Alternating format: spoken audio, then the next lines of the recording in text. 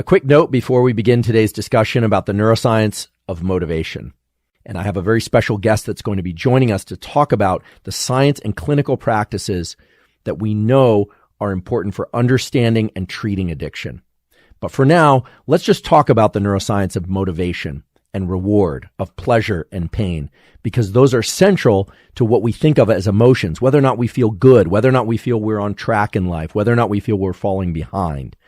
So motivation is fundamental to our daily life. It's what allows us to get out of bed in the morning. It's what allows us to pursue long-term goals or short-term goals.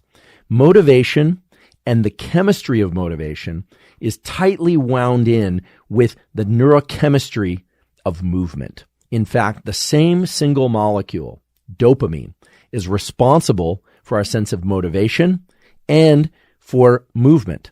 Even though nerves controlling muscles, so again, these are nerves in the spinal cord or brain that move our limbs, the effector chemical there, the one that actually causes the muscles to twitch, to contract, is acetylcholine. In the brain, acetylcholine is responsible for focus. However, whether or not we move, whether or not we want to move, whether or not we have the desire to overcome barriers of, they could be social barriers or financial barriers or time constraints.